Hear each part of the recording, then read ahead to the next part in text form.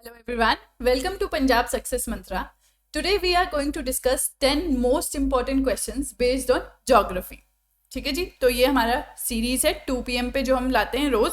तो ये आपका वीकली शेड्यूल है जो आप देख सकते हैं. यहाँ पे हम डेली करंट अफेयर इशू जो है 12 बजे डिस्कस कर रहे हैं ट्यूसडे को. ठीक है जी, और आज हम वेडनेसडे को डिस्कस कर रहे हैं ज्योग्राफी के 10 मोस्ट इंपॉर्टेंट क्वेश्चन 2 PM वाली सीरीज में.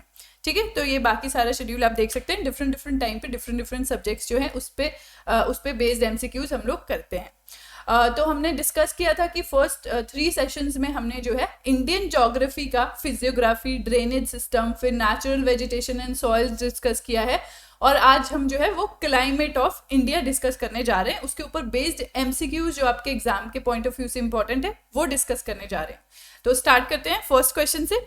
तो फर्स्ट क्वेश्चन हमारा match the following type question है. अब यहाँ पे आपको लोकल स्टॉर्म्स के नाम दिए गए हैं. ठीक है जी, और रीजन दिया गया है. कौन से रीजन में इसका क्या नाम होता है ये आपको बताना है. तो फर्स्ट लिस्ट में आपका थंडरस्टॉर्म है, मैंगो शावर, ब्लॉसम शावर, नॉरवेस्टर और लू. सेकेंड लिस्ट में आपके रीजन है कर्नाटका, केरला, नॉर्दर्न प्लेन्स या फिर बंगाल एंड असम. तो आपको बताना है मैच करके, कोड्स आपको गिवन है कि ये कहाँ पे है. तो आई होप आप कमेंट सेक्शन में आंसर जो है वो लिखेंगे. तो ये हमारे NCERT में जो गिवन है क्वेश्चन काफ़ी इंपॉर्टेंट है, काफ़ी बार एग्जाम में देखा गया है. प्लस हमारी NCERT में बेसिकली जो बॉक्सेस में आपकी इन्फॉर्मेशन दी जाती है वो बहुत ही ज़्यादा इंपॉर्टेंट होती है क्योंकि उसमें से बहुत बारी क्वेश्चंस आ जाते हैं. तो ये पर्टिकुलर इन्फॉर्मेशन भी आपको इंडियन ज्योग्राफी की 11th क्लास की NCERT में एक बॉक्स में नज़र आती है. तो मेंस के पॉइंट ऑफ व्यू से भी ये इंपॉर्टेंट है. ठीक है, मैप बना सकते हैं आप, लोकेशन बना सकते हैं, और प्री के पॉइंट ऑफ व्यू से भी. तो वीडियो पॉज करके आप, आई होप आपने आंसर वो कर लिया होगा. तो इसका आंसर आपका है बी. तो मैंगो शावर जो है वो आपका केरला में होता है. ब्लॉसम शावर जो है आपका कर्नाटका में होता है. ठीक है जी. नॉरवेस्टर आपका बंगाल या असम में होता है. और लू तो आप लोगों को पता ही होगा, नॉर्दर्न प्लेन्स में होता है. तो अगर आपको 4 का C पता है तो भी आप ये डिकोड इजीली कर सकते थे क्योंकि 4 का C आपके एक ही ऑप्शन में है, तो बाकी ऑप्शन आपके एलिमिनेट हो जाते थे. ठीक है जी. तो इस टाइप से भी आप ये क्वेश्चन जो है एलिमिनेशन मेथड से भी सॉल्व कर सकते हैं. नेक्स्ट क्वेश्चन देखते हैं, इसके एक्सप्लेनेशन देखते हैं. अब स्ट्रॉन्ग कन्वेक्शनल मूवमेंट्स हैं जिससे थंडर स्टॉर्म्स हमारे पैदा हो जाते हैं ईस्टर्न और north eastern part of the country में. ठीक है, अभी वेस्ट बंगाल, झारखंड, उड़ीसा, असम में इनको नॉर वेस्टर्स कहते हैं. ठीक है, और बरदोली चीरा भी कहते हैं कहीं कहीं. तो कर्नाटका में आपके चेरी ब्लॉसम या फिर ब्लॉसम शावर्स भी इनको कहते हैं क्योंकि ये कॉफी प्लांट के लिए काफ़ी इफेक्टिव होता है. और आपके मैंगो शावर्स कहते हैं केरला, तमिलनाडु, आंध्र प्रदेश में क्योंकि आपके ये मैंगो क्रॉप के लिए बेनिफिशियल होता है. ठीक है, उसको राइप करने के लिए. तो ये हमारे कुछ जो लोकल स्टॉर्म्स है, थंडर स्टॉर्म्स है वो हैं. तो मैप पे देखते हैं. यहाँ पे देखो, जैसे आपके टी शावर्स या बरदोली चीरा कहते हैं, यहाँ पे काल बैसाखी भी कहते हैं. ये पूरे नॉर्दर्न रीजन में, नॉर्दर्न प्लेन्स में आपको लू देखने को मिल रही है. ठीक है जी, ये आपकी चेरी ब्लॉसम की पिक है. ऐसे आपके जब चेरी ब्लॉसम होता है तो ऐसे नजर आते हैं. अब आपके मैंगो शावर है यहाँ पे. ठीक है, कर्नाटका, केरला, ब्लॉसम शावर भी आपके कर्नाटका, केरला में. तो ये हमारे थंडरस्टॉर्म से जो लोकली हमें देखने को मिलते हैं अलग अलग जगहों पे. नेक्स्ट क्वेश्चन देखते हैं हम. Identify the prominent characteristics of monsoonal rainfall in India. ठीक है, बहुत ही बेसिक क्वेश्चन है. हमें पता है मॉनसून टाइप का क्लाइमेट है इंडिया का, तो उसके क्या क्या कैरेक्टरिस्टिक्स है वो भी हमें पता होना चाहिए. तो फर्स्ट है आपका rainfall is seasonal in character. Second है monsoonal rainfall is largely governed by relief and topography. Third है it has declining trend with increasing distance from the sea. Fourth है आपका the monsoon rains occur in wet spells in few days duration at a time. तो आपको codes given है कि इसमें से आपके कौन से करेक्ट है ये आपको बताना है. इनके कैरेक्टरिस्टिक्स है. तो 1, 3 and 4, 2 and 3, 1, 2 and 3 या फिर ऑल ऑफ द अबव. तो आपको कमेंट सेक्शन में वीडियो पॉज करके आप लोग आंसर कर सकते हैं. ठीक है जी. तो अब इसका जो आंसर है वो है ऑल ऑफ द अबव. तो ये सारे ही आपके कैरेक्टरिस्टिक्स है मॉनसूनल टाइप ऑफ सीजन के लिए या फिर जो हम रेनफॉल कहते हैं. तो अब सीजनल है कैरेक्टर में, हमें पता है अगर हम इंडिया के बारे में ऐसे ही सोचे तो सीजनल है. ठीक है जी. अभी मॉनसून जून जुलाई में आपका आता है और largely govern by relief and topography है. हमें पता है विंडवर्ड साइड में जो है रेन होती है और आपका रेन शेडो एरिया भी है जैसे वेस्टर्न घाट में देखने को मिलता है. फिर आपका है डिक्लाइनिंग ट्रेंड है, अब सी से वो आती हैं साउथ वेस्ट जो मानसून आपका है, तो वो मॉइस्चर कैरी करके आता है, तो जैसे जैसे वो सी से डिस्टेंस बढ़ता जाता है उसका मॉइस्चर वो शेड कर चुका होता है और मॉइस्चर की कमी हो जाती है इंटीरियर एरियाज तक पहुंचते पहुंचते। बिल्कुल सही है। फोर्थ है आपका मानसून रेन जो है वो वेट स्पेल्स में होते हैं फ्यू ड्यूरेशन के लिए, ठीक है, कभी आपकी ज़्यादा बारिशें होती है, फिर थोड़े दिन आपका मौसम क्लियर हो जाता है, फिर थोड़े दिन बाद और बारिश होती है, तो ये आपका है रेनी सीजन। तो आंसर है all of the above statements are correct. Next question देखते हैं हम। थर्ड क्वेश्चन हमारा है due to which of the following factors does Pune receive much less rainfall as compare to Mumbai. तो इसके लिए आपको मैप में पुणे मुंबई की लोकेशन थोड़ी पता नॉलेज होना चाहिए। तो फर्स्ट ऑप्शन है आपका it is located on the leeward side of Western Ghats, second है it is located on windward side of Western Ghats, third है कॉन्टिनेंटैलिटी या फिर डिस्टेंस फ्रॉम द सी। तो ये इनमें से कौन सा आपका करेक्ट है। तो इसमें आपका जैसे कि अभी हमने लास्ट क्वेश्चन में भी किया कि हमारे जो ये वेस्टर्न घाट्स हैं ये आपका क्या करते हैं, फोर्स करते हैं मॉनसूनल विंड्स, जो यहाँ पे साउथ वेस्ट मॉनसून की विंड्स आती है तो वेस्टर्न घाट जो है ऑरोग्राफिक रेन कर देते हैं इस साइड पे। तो यहाँ पे आपके पहाड़ है तो इस साइड पे आपकी जो है रेनफॉल हो जाती है, इसीलिए हमें हाईएस्ट रेनिएस्ट प्लेसेस जो है यहाँ पे अबव 200 सेंटीमीटर रेन आपको देखने को मिलती है वेस्टर्न घाट के इस साइड पे, इसको कहते हैं विंडवर्ड साइड, ठीक है जी। और ये जो दूसरी साइड है इसको कहते हैं लीवर्ड साइड। तो आपकी यहाँ पे यहाँ तक पहुँचते पहुँचते जो है मॉइस्चर जो है उसका मॉनसून विंड्स का खत्म हो जाता है और वो हीट अप हो जाती है, उनकी कैपेसिटी बढ़ जाती है, तो आपकी यहाँ पे रेन हो ही नहीं पाती। तो ये है लीवर्ड साइड, ए है इसका आंसर, ठीक है। तो वेस्टर्न घाट क्रॉस करने के बाद मॉनसून विंड जो है वो डिसेंड करती है एंड गेट्स हीटेड अप, ठीक है। इससे क्या होता है उसकी ह्यूमिडिटी रिड्यूस हो जाती है विंड में, तो जब ह्यूमिडिटी नहीं होगी तो वो बारिश कैसे करेगा, तो इसलिए वो लिटिल रेनफॉल करते हैं, बिल्कुल नेग्लिजिबल। तो इसीलिए ये लोअर रेनफॉल रीजन होते हैं जिसको रेन शेडो एरिया भी कहते हैं। तो कोजिगड़ी, मैंगलोर, पुणे, बेंगलुरु ये सब आते हैं आपके रेन शेडो एरियाज में। तो नेक्स्ट क्वेश्चन देखते हैं हम। क्वेश्चन नंबर 4 हमारा है in which of the following months does the Tamil Nadu coast get most of its rainfall. तो आपके ऑप्शन है December to February, March to May, June to September या फिर अक्टूबर टू नवंबर। तो अब ये तमिलनाडु कोस्ट के बारे में पर्टिकुलरली क्यों पूछा गया है, क्योंकि पूरी बाकी सारी कंट्री में आपको साउथ वेस्ट मानसून से रेन मिलती है, बट तमिलनाडु कोस्ट में साउथ वेस्ट मानसून के टाइम पे इतनी रेन नहीं होती और लेकिन रिट्रीटिंग मानसून के टाइम पे होती है। तो अब आपको उनके मंथ पता होने चाहिए कि आपका रिट्रीटिंग मानसून जो है वो कौन से मंथ में आता है। ये हमारा तमिलनाडु कोस्ट है, तो जब हमारे साउथ वेस्ट मानसून इस डायरेक्शन में होता है तो यहाँ पे इसको कोई हिंड्रेंस नहीं मिलती है, यहाँ पे इसको वेस्टर्न घाट की हिंड्रेंस मिलती है, तो वो ऑरोग्राफिक रेन यहाँ पे हो जाती है, बट यहाँ पे इसको कुछ नहीं मिलता, इसलिए सीधी ही जो आगे चली जाती है और इधर से इधर, ठीक है। लेकिन जब ये वापस रिट्रीटिंग मानसून आता है तो यहाँ पे रेन होती है, और रिट्रीटिंग मानसून आपका होता है अक्टूबर से नवंबर, जैसे हमें पता है, ठीक है। अब बिगिनिंग ऑफ अक्टूबर में लो प्रेशर क्रिएट होने लग जाता है northern part of Bay of Bengal में, ठीक है, यहाँ पे लो प्रेशर क्रिएट होने लग जाता है। और अर्ली नवंबर में क्या होता है वो कर्नाटका और तमिलनाडु की तरफ मूव करना शुरू कर देता है।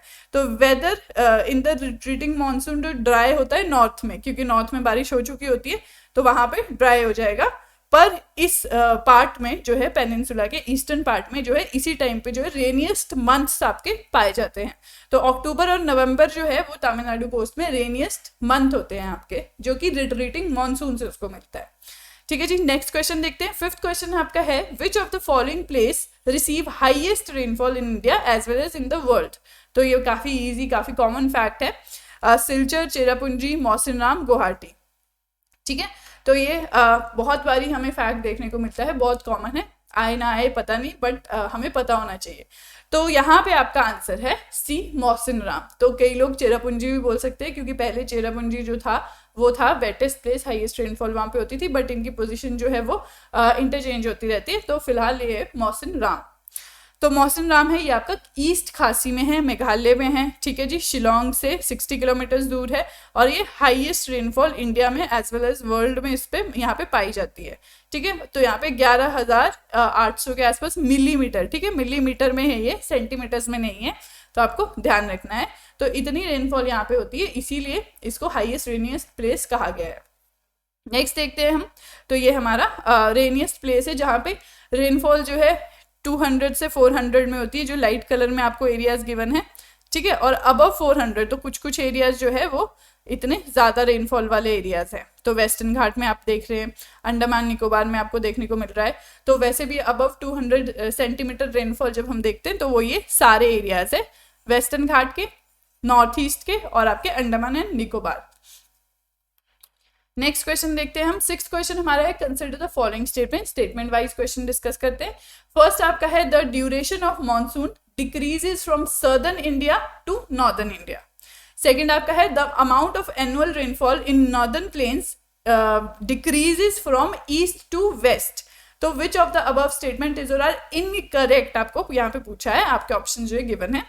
तो ये आपका क्वेश्चन बेसिकली कह रहा है, ये आपका इंडिया का मैप है। तो फर्स्ट स्टेटमेंट आपकी कहना चाह रही है कि जो ड्यूरेशन है मॉनसून की वो डिक्रीज होती है सर्दर्न इंडिया से नॉर्दर्न इंडिया, ठीक है।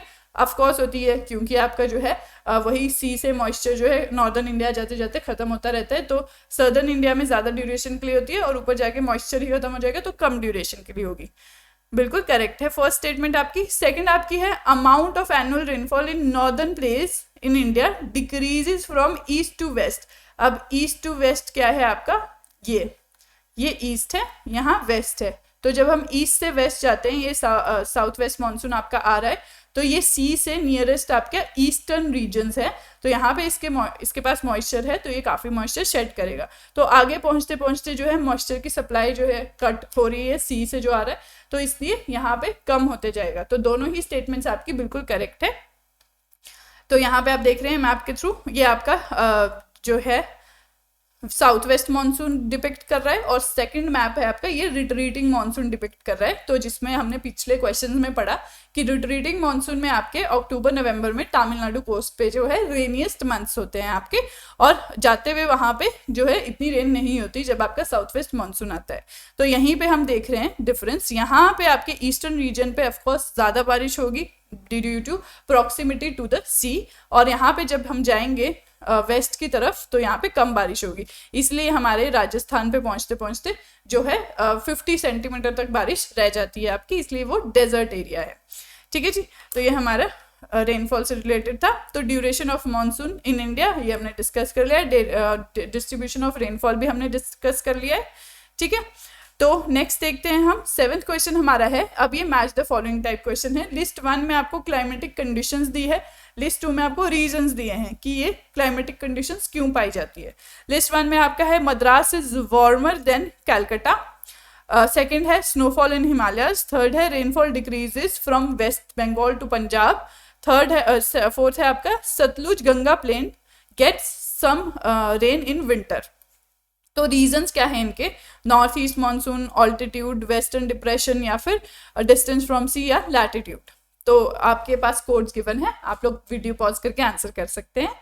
तो फर्स्ट डिस्कस करते हैं इसका आंसर। तो मद्रास जो है वो वार्मर है कैलकाटा से। तो मैप वाइज हम देखेंगे, आपका मद्रास यहाँ पे है, कैलकाटा यहाँ पे है, तो ये क्या है आपका लैटिट्यूड। तो आपका ए का जो है 5 हो गया, ए का 5 है आपका, एक ही ऑप्शन 2 ऑप्शन में है, तो ये 2 ऑप्शन आपके एलिमिनेट हो गए। तो आपका आंसर सी या डी में से अब कोई एक है। तो अब आपका स्नोफॉल, हिमालयस की जो स्नोफॉल है उसका रीजन आपको देखना है कि ऑल्टीट्यूड है, यहाँ पे आपको बी का या तो 2 हो सकता है, बी का या तो 1 हो सकता है, ठीक है। अब ऑल्टीट्यूड है या नॉर्थ ईस्ट मानसून है, तो आपको पता है ऑल्टीट्यूड है, तो बी का 2 हो गया, इसका आंसर हो गया सी। तो एलिमिनेशन मेथड से ही आपको 2 ऑप्शन पता है, तो आपने ये पूरा क्वेश्चन सॉल्व कर लिया है, ठीक है जी। अब rainfall decreases from West Bengal to Punjab, अभी हमने डिस्कस किया है, ईस्ट से वेस्ट जब जाते हैं तो रेनफॉल डिक्रीज होता है, और इसका रीजन हमने क्या डिस्कस किया है, डिस्टेंस फ्रॉम सी, ठीक है, मॉइस्चर की सप्लाई कट हो जाती है। अब आपका 4th है, सतलुज गंगा प्लेन, इनको विंटर में रेनफॉल मिलती है, क्यों मिलती है, वेस्टर्न डिप्रेशन की वजह से, जिसको हम वेस्टर्न डिस्टर्बेंस का नाम पे भी सुनते हैं। तो ये हमारा 7th क्वेश्चन था, आंसर इसका है सी। नेक्स्ट देखते हैं हम, 8th क्वेश्चन हमारा है, which of the following atmospheric conditions govern the climate and associated weather conditions in India. तो आपके ऑप्शंस है, pressure and surface winds, upper air circulation, western cyclonic disturbances and tropical cyclone, तो या फिर all of the above. तो बहुत easy question है ये। तो आपको बेसिकली फैक्टर्स पूछे गए हैं कि कौन से फैक्टर्स है जो इंडियन क्लाइमेट को आपके जो है गवर्न कर रहे हैं। तो इसका आंसर है D, all of the above. तो आपकी जो सरफेस विंड्स हैं वो भी गवर्न कर रही है। सरफेस विंड्स है, ऊपर आपकी क्या है, अपर एयर सर्कुलेशन जिनको जेट स्ट्रीम्स कहते हैं, वो भी आपके इफेक्ट डाल रही है। और थर्ड है आपकी वेस्टर्न डिस्टर्बेंसेज जो हमने किया ही है, और ट्रॉपिकल साइक्लोन जो हमारे इंडिया के ईस्टर्न कोस्ट पे काफ़ी देखने को मिलते हैं। ठीक है जी, तो ये आपके फैक्टर्स है। अब दो पार्ट्स में डिवाइड होते हैं factors. Factor related to location and relief, जिसमें आपका ये latitude, altitude, distance from the sea, continentality, topography, ये सब आता है। और सेकंड है आपका factors related to air pressure and winds. तो एयर प्रेशर एंड विंड से रिलेटेड जो फैक्टर्स हैं वो आपके हैं distribution of air pressure and wind on surface of the earth. दूसरा है अपर एयर, ठीक है, जिनको हम जेट स्ट्रीम्स भी कहते हैं। तीसरा है आपका वेस्टर्न साइक्लोन्स, जिनको वेस्टर्न डिस्टर्बेंस कहते हैं, या फिर ट्रॉपिकल साइक्लोन्स। ठीक है, साइक्लोन्स आई होप आप लोगों को पता है 2 टाइप के होते हैं, ट्रॉपिकल साइक्लोन्स और टेम्परेट साइक्लोन्स। जो हमारे ट्रॉपिकल रीजन में आते हैं वो आपके बेसिकली ट्रॉपिकल साइक्लोन्स होते हैं, ठीक है, और वो बहुत डिस्ट्रक्शन लाते हैं। और टेम्परेट साइक्लोन्स है वो कंपैरेटिवली लार्जर एरिया में आते हैं और वो रेनफॉल लाते हैं, वो डिस्ट्रक्टिव नहीं होते ज़्यादा। ठीक है, तो ये हमारा 8th क्वेश्चन है। 9th क्वेश्चन हम देखते हैं, which one of the following terms is used for the state of atmosphere over an area at any point of time. तो आपके ऑप्शंस है वेदर, विंड्स, क्लाइमेट या प्रेशर। ठीक है, तो आपको यहाँ पे बेसिकली डेफिनेशन पूछी है एटमॉस्फेयर के बारे में, over an area at any point of time, इनमें से क्या बताते हैं। तो इसका आंसर है आपका ए, वेदर। तो वेदर है वो आपका मोमेंटरी स्टेट है कि आज वेदर, हम बोलते हैं आज वेदर सनी है, आज रेनी वेदर है, ठीक है जी, आज जो है वेदर ऐसा ही रहेगा। तो हम कभी क्लाइमेट नहीं बोलते, जबकि क्लाइमेट हम यूज़ करते हैं क्लाइमेट चेंज। ठीक है, तो ये क्लाइमेट जो टर्म है ये आपकी एवरेज वेदर कंडीशन होती है over a longer period of time. जैसे अब बेसिकली 35 से 50 साल के बीच का जो एवरेज लेते हैं हम, कि यहाँ आपका गर्म इलाका है, यहाँ पे गर्म वेदर रहता है, ठीक है, गर्म क्लाइमेट है यहाँ का, तो वो लॉन्गर पीरियड के लिए है। बेसिकली वेदर आपकी छोटी यूनिट है जो कि डे टू डे वेरी कर सकता है, पर क्लाइमेट आपकी ओवरऑल एक बड़ी यूनिट है जो आपका over a period of time same रहता है। ठीक है जी, तो ये हमारा 9th क्वेश्चन था। 10th क्वेश्चन हमारा है, the Indian subcontinent experiences comparatively milder winters as compared to Central Asia due to which of the following factors। तो factors आप लोगों से पूछे हैं।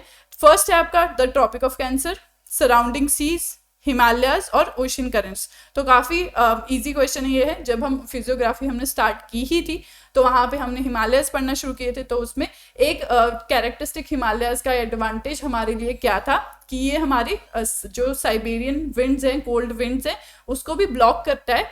अदरवाइज इंडिया में काफ़ी ठंड हुआ करती होगी अगर हिमालयाज नहीं होते तो, पर हिमालयाज के अपलिफ्टमेंट की वजह से ये वेदर मेकर ऑफ एशिया भी इसको कहा जाता है। तो इसका आंसर है आपका सी, द हिमालयाज। तो हिमालयाज नॉर्थ में है, ठीक है जी, तो ये एक्सटेंशन है, ये क्लाइमेट डिवाइड की तरह आपके वर्क कर रहे हैं, जैसे कि हमने डिस्कस किया ही है। तो नॉर्दर्न कोल्ड विंड्स जो आ रही हैं उनको ये ब्लॉक कर रहे हैं। तो कोल्ड विंड्स आपकी आर्कटिक सर्कल या फिर हमें जो है ईस्टर्न एशिया से आती है, उसको ये ब्लॉक कर रही है और हमें प्रोटेक्ट कर रही है इंटेंस जो है कोल्ड विंड्स से। तो ये हमारे 10 क्वेश्चन थे। ये हमारे हिमालयाज है, इनकी जो हाइट है वो काफ़ी ज़्यादा है, इसीलिए वो विंड्स जो है नहीं आ पाती है इंडिया में। तो ये हमारे 10 क्वेश्चन थे बेस्ड ऑन ज्योग्राफी। ठीक है जी, तो अब डिस्कस करेंगे हम नेक्स्ट अपना mains current affair next Tuesday को। तब के लिए thank you so much and have a nice day.